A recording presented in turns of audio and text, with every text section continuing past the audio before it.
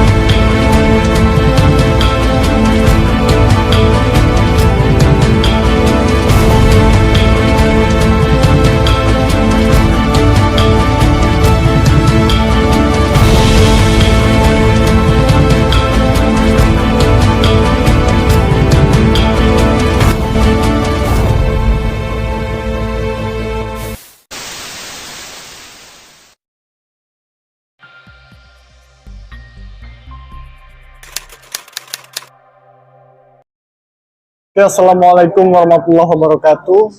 Kembali lagi di Ardi Podcast, dan kali ini kita ngomongin soal tentang siapa sih Az-Zuhardi sebenarnya.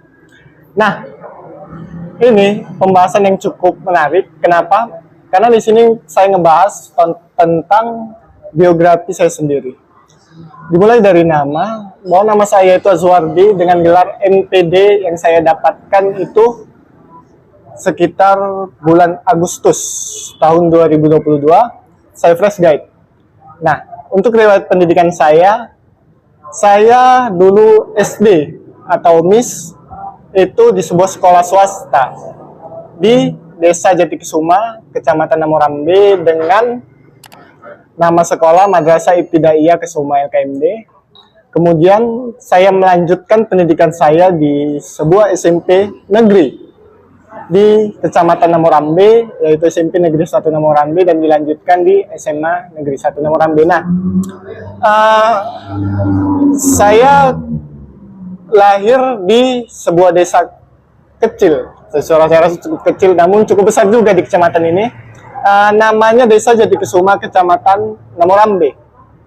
Untuk pendidikan saya, banyak hal yang menarik yang saya dapatkan dari mulai saya SD hingga saya menyelesaikan S2 saya di UIN Sumatera Utara. Itu cerita ini dimulai ketika saya memasuki SMP Negeri 1 Namorambe. Dulu saya terkenal dengan murid yang bisa dibilang nggak baik-baik amat sih, tapi juga nggak bandel-bandel amat. Cuman yang paling berkesan gini, dulu di SMP Negeri 1 Namorambe, saya sempat dapat judgement dari seorang guru, tidak perlu saya sebutkan siapa namanya, yang waktu itu dia sempat ngomongin gini. Waktu itu ini cukup menarik. Karena apa? Karena dulu di tahun saya SMP, di situ terdapat pembagian ruangan, baik itu ruangan yang ruangan yang kita bilang unggulan, dan ada yang kita bilang kelas yang memang nggak unggulan, atau yang cakap dalam bahasa kasar dia yang sisa-sisa lah bahasanya. Nah, saya dulu waktu masuk SMP Negeri 1 Namorambe, saya masuk kelas unggulan di kelas 7-nya. Tetapi saya dilempar di kelas buangan di kelas 2 SMP, dan kemudian saya melanjutkan lagi di kelas 3-nya itu di kelas unggulan. Nah, karena saking baiknya saya dulu, ini cukup menarik. Kenapa? Karena saking baiknya saya dulu, saya sempat dapat judgement dari seorang guru yang memang saya rasa sekarang masih mengajar di SMP Negeri 1 Namorambe. Dia bilang gini waktu itu, di sini bakal ada sekitar 4 orang yang nggak bakal lulus dari sekolah ini. Dan kenapa itu mengarah ke saya? Karena saya satu geng dulu itu 4 orang, jadi langsung ngarah ke saya, dan memang dalam secara psikologis dia itu mengarah ke saya langsung. Dan saya tidak menjawab apapun. Nah, dari mulai kalimat itulah saya memunculkan dalam mindset saya, dalam jiwa saya memunculkan gini, apa iya sih, apa benar orang yang memang dikenal kurang baik, apakah bakal gagal? Maka di situ akan saya buktikan seluruhnya. Nah, kemudian saya melanjutkan lagi. SMA saya di sebuah sekolah negeri. Saya dari negeri tetap negeri. Di sebuah SMA Negeri 1, SMA Negeri 1 Namoran B. Dan saya di situ masuk kelas MIPA 1 waktu itu. Nah, dari situ saya masuk, kemudian saya dikenal juga, ya kita bilang nggak baik-baik amat dan juga nggak badal-badal amat sih, cuman saya cukup dikenal di sana. Nah, kemudian saya melalang buana sebagaimana seorang anak pada umumnya, seorang anak remaja pada umumnya. Dan ketika itu, waktu itu, kalau nggak silap saya, sekitar saya kelas 2 SMA. Dan disinilah kisah saya dimulai. Kelas 2 SMA, saya berjumpa dengan bukan seorang, tapi lebih tepatnya satu tim misionaris di kecamatan ini. Nah, waktu itu dia mencoba menggoyahkan Islam saya, bukan mencoba menggoyahkan, tapi memang menggoyahkan keislaman saya. Dan waktu itu dia bertanya kepada saya, yang memang notabene sebagaimana seorang anak SMA pada umumnya. Nah, seorang anak SMA pada umumnya, dia bertanya pada masa itu, dia bertanya tentang gimana sih bumi itu ada. Dengan saking baiknya saya pada masa itu, saya jawab dengan pertanyaan balik. Ya, bumi ada karena memang ada gitu. Kemudian dia menjelaskan lagi tentang teori hampa, teori ruang hampa yang bagaimana, yang saya tidak tahu bagaimana mereka menjelaskannya pada waktu itu. Kemudian saya diamkan. Kemudian saya bertanya lagi, Pak, kalau memang teori hampa itu benar ada, kan di dalam film itu yang paling sering terkenal dulu itu film-film yang bahwasanya ada botol kosong, baru ada surat di dalamnya. Kemudian kalau memang benar teori hampa yang Bapak bilang itu ada, dan bahwasanya bumi itu berasal dari sesuatu yang hampa kemudian muncul begitu aja, pernah nggak kita ngelihat bahwasanya di dalam botol itu muncul sebuah organisme? Kita tidak usah berbicara seorang apa, kita nggak usah berbicara langsung ke bagaimana skala besar, tapi skala kecilnya aja, organisme muncul nggak? Maka jawabannya enggak, dan dia skip sampai di situ saja. Kemudian muncul lagi pertanyaan lain dari dia juga. Waktu itu, karena memang saya dari kelas IPA 1 atau kelas IPA, dan saya pahami bahwasanya ada yang namanya teori logika sebab akibat. Tentang sesuatu itu ada karena sesuatu lainnya, atau sesuatu itu muncul karena sebabnya, atau ada sebabnya. Kemudian kemudian dia bertanya lagi ke saya, nah, kau tahu nggak dari mana manusia itu berasal? Saya tidak menjawab waktu itu. Kemudian dia ketika saya diam dan saya tidak menjawab, dia langsung menjelaskan bahwasanya manusia itu ada sebabnya itu dari monyet. Teori Charles Darwin dalam bukunya yang memang menjelaskan bahwasanya manusia itu berasal dari monyet. Kemudian dengan baiknya saya menjawab begini, Bu, karena kebetulan dua orang itu wanita wanita parubaya sekitar umur 41 tahun. Dia menjelaskan lagi bahwasanya manusia itu berasal dari monyet gini-gini dan sebagainya. Dan dengan baiknya saya menjawab gini, Bu, maaf, kalaulah memang manusia itu berasal dari monyet berasal dari mana? Dan setelah itu dia diam dan tidak bisa menjawab pertanyaan saya, dia pergi begitu saja. Dan akibat itu saya mulai mencari apa? Mencari sebenarnya ada nggak sih Tuhan itu? Karena setelah berjumpa dengan mereka, saya sendiri pun bertanya, emang ibu itu salah? Atau kalau memang ibu itu benar, kenapa dia nggak bisa jawab pertanyaanku? Dan disitulah muncul dalam benak saya, benar nggak sih Tuhan itu ada? Kemudian saya ingat kalimat orang tua saya yang waktu itu pernah bilang, carilah agamamu. Namun kemudian saya tidak menjelaskan, saya tidak menanggapinya, saya tidak menggubris, dan saya biarkan saja. Tapi ketika jumpa dengan misionaris ini, saya mulai mencari tentang benar nggak sih Tuhan itu ada. Karena perjalanan hidup saya itu lebih kurangnya itu tentang pencarian benar nggak sih Tuhan itu ada, atau hanya cuma doktrin belaka. Nah, kemudian saya mencari dan mulai mencari dari beberapa sumber, dan yang saya dapatkan itu adalah Islam adalah agama yang paling benar menurut versi saya. Kenapa? Karena saya mencari tentang keberadaan Tuhan yang sebenarnya. Kenapa? Dari fase-fase ini atau dari keadaan ini, disitulah saya mencari tentang keberadaan Tuhan yang sebenarnya, dan inilah juga yang mempengaruhi saya itu ke pendidikan formal saya. Kenapa? Saya S1 di Universitas Al-Wasliyah Medan, dan saya memasuki Fakultas Agama Islam dan di jurusan Manajemen Pendidikan Islam. Pada masa itu, saya hingga saya mencari tentang keberadaan Tuhan. Tuhan itu beneran ada atau enggak? Atau cuma doktrin orang tua belaka? Kenapa di situ di universitas ini, di Unifa inilah saya mengetahui bahwasanya agama itu adalah pencarian nyata, bukan soal keturunan. Di situ saya memahami bahwasanya tiap-tiap anak yang lahir dari kalangan umat beragama itu pasti mendoktrin anaknya bahwasanya dia itu adalah agama yang dianut orang tuanya adalah agama yang benar.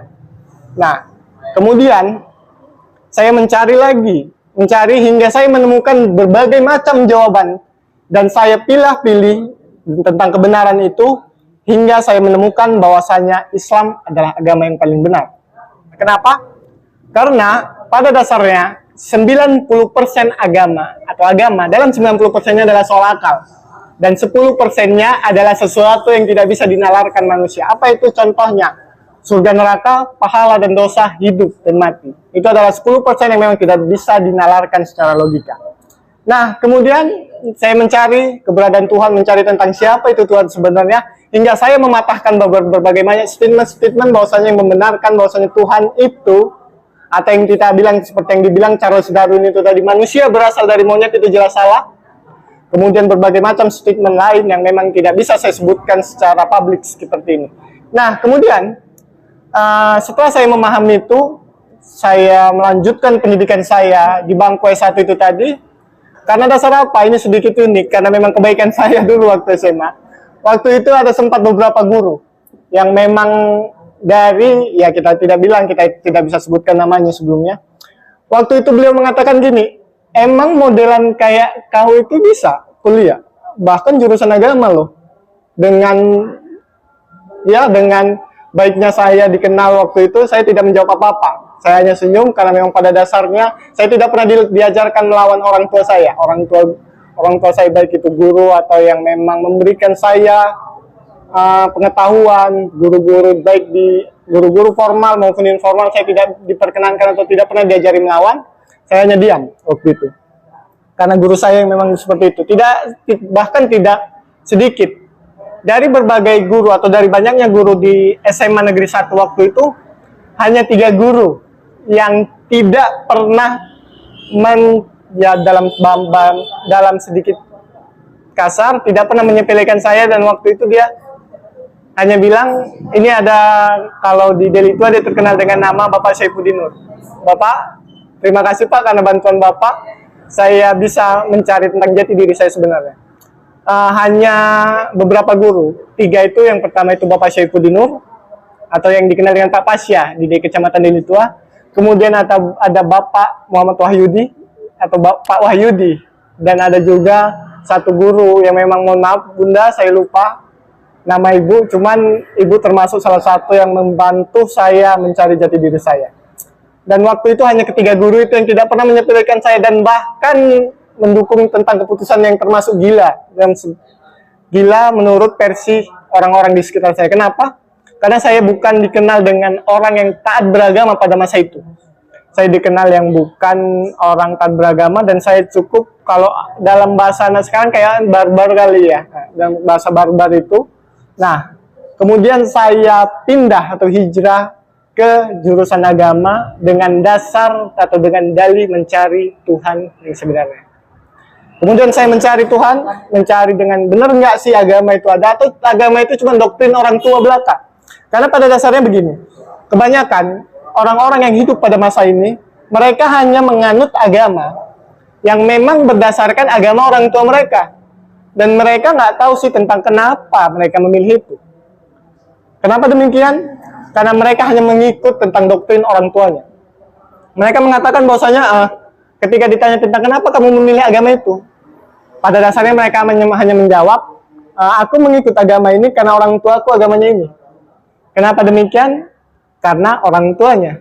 Tapi pada dasarnya itu tidak sepenuhnya salah, tapi itu juga perlu diperbaiki.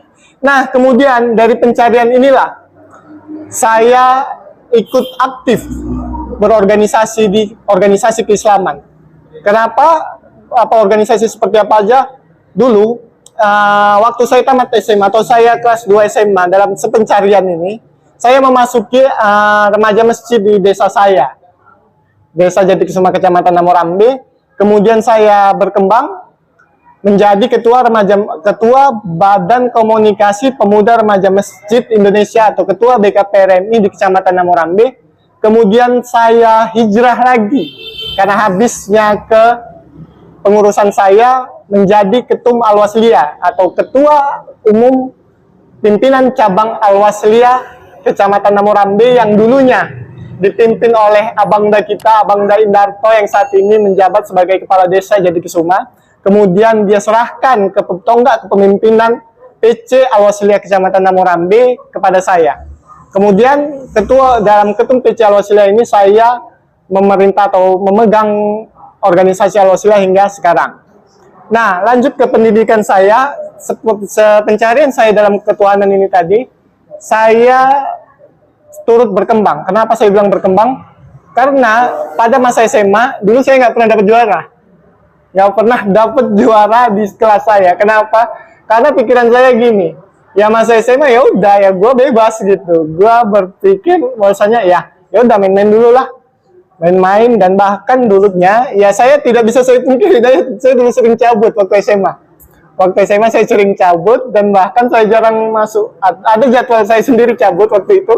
Saya nggak masuk ke sekolah, saya keluar nongkrong di teman-teman. Saya punya kebiasaan nongkrong. Saya waktu itu nongkrong dengan teman-teman saya sekolah lain di luar jam sekolah.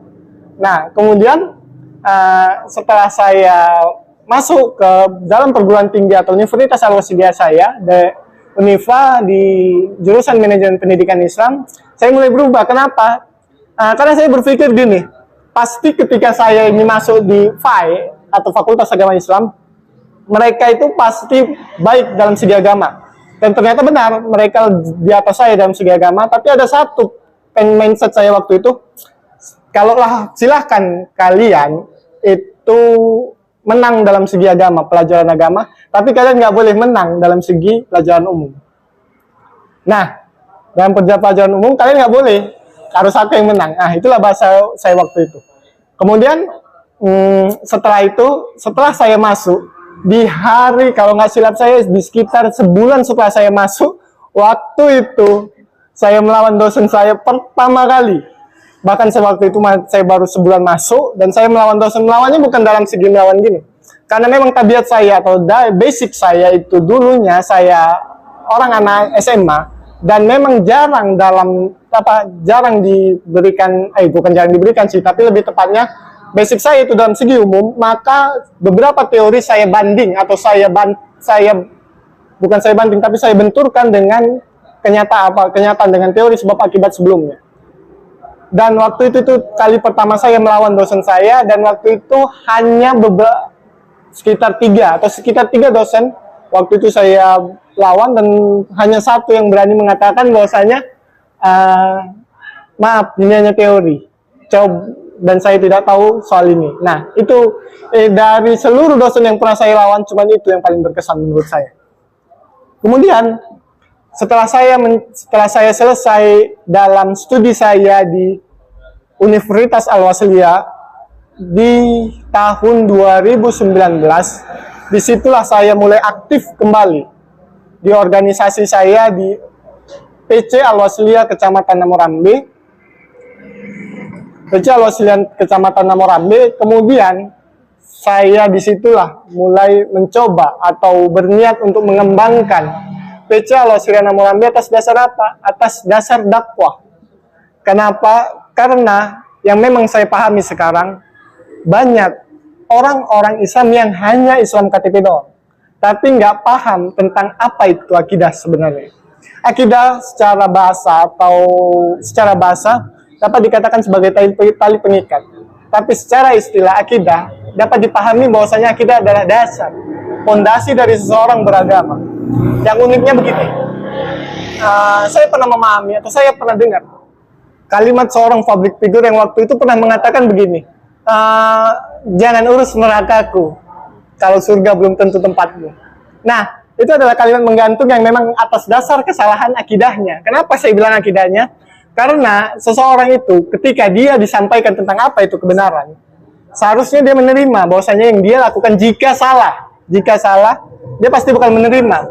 Namun pada dasarnya atau pada masa ini itu banyak orang yang tidak memahami bahwasanya aku menyampaikan itu karena dasar aku tahu dan aku paham bahwasanya yang kamu lakukan itu salah. Sehingga tonggak dakwah ini pun mulai berkurang pada masa ini. Dulu pada masa saya sekitar tahun 2017 itu masa dakwah dalam media sosial itu digaungkan. Kemudian muncul lagi pertanyaan saya, kenapa pada masa ini dakwah pada media sosial itu berkurang atau kurang gaungnya kan pada masa ini? Nah, itu mungkin menjadi pertanyaan baru.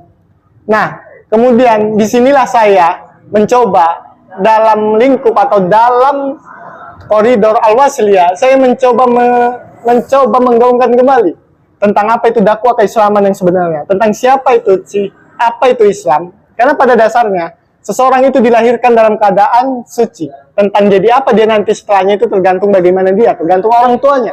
Nah, kemudian setelah itu saya melanjutkan lagi pendidikan saya di pendidikan magister saya di Universitas Islam Negeri Sumatera Utara, UINSU, pada tahun 2020. UINSU lebih tepatnya UINSU pada jurusan atau di jurusan Manajemen Pendidikan Islam, MMPI, Magister Manajemen Pendidikan Islam 2020, tahun 2020. Dan di situ saya belajar menimba ilmu lagi dari hingga saya tamat di tahun 2022 pada masa ini. Kalau ngomongin tentang gimana waktu masa kuliah saya itu, kalau di S2 itu kan kurang terlalu banyak berkesan. Kenapa? Karena dalam pembelajarannya itu waktu itu saya terkena masa COVID. Jadi saya lebih banyak belajar pada masa daring dan sebagaimana kuliah pada umumnya. Namun yang sedikit berkesan ada pada waktu saya menyusun tesis pada masa itu. Kenapa? Ya kita nggak boleh menyebutkan, tapi ada beberapa doping saya atau beberapa dosen saya yang memang menjadi doping saya itu kurang top atau kurang nyambung dengan saya pembahasannya, sehingga saya sedikit melawan pada masa itu. Dan saya akui saya salah. Kenapa saya melawan dosen saya pada masa itu? Hingga saya menamatkan S2 saya di tahun 2022 atau sekitar tanggal 22 Agustus 2022. Dan saya tamat itu sekitar 1 tahun 10 bulan. Karena pada umumnya orang itu menamatkan pada 2 tahun kan tentunya. Nah, setelah itu, saat ini saya saya bekerja di sebuah sekolah swasta yang dulunya SD-nya itu SD saya di Madrasah Alia Insan Kusuma Madani, Mas Insan Kusuma Madani, atau dalam lingkup Yayasan Kusuma LKMD. Kemudian saya juga bertindak sebagai asisten dosen dari ayahanda tercinta Bapak Muhammad Syukri Azwar Lubis MA. Saya bertindak sebagai asisten beliau di Universitas Al-Wasliyah dan UINSU Medan. Dan kemudian saat ini saya juga bertindak sebagai asisten dosen dari Bapak Muhammad Syukri Azwar Lubis. Dan itulah sedikit tentang riwayat pendidikan saya. Dan kebetulan untuk riwayat untuk keluarga saya saat ini tinggal di Desa Jatikesuma, Kecamatan Namorambe, Dusun 2. Saya anak ketiga dari 4 bersaudara dari pasangan ayahanda saya yang tercinta, Amin Tajudin, BA, dan Ibunda Rosmina. Nah, ada lagi adik saya, dari mulai kakak saya yang pertama itu Dian Asyari SPD, dan yang kedua Amrizal Eskom, dan saya yang ketiga Zuardi MPD, dan satu lagi adik tercinta saya yang paling kecil namanya Anissa Fitri, yang saat ini tengah melanjutkan pendidikannya di UINSU juga, jurusan Komunikasi Islam. Nah, mungkin itu sedikit tentang pemaparan profil saya dan sedikit motivasi tentang dan sedikit kalimat penutup dari saya bahwasanya pencarian agama itu adalah tentang diri kalian sendiri, bukan tentang orang lain. Karena pada dasarnya agama adalah 90% soal akal dan 10% adalah sesuatu yang tidak bisa dilogikakan secara nalar manusia. Oke, mungkin itu saja yang bisa saya sampaikan hari ini. Lebih dan kurangnya saya mohon maaf. Wallahu a'lam bishawab. Wabillahi taufik wal hidayah. Wassalamualaikum warahmatullahi wabarakatuh. Salam pemuda.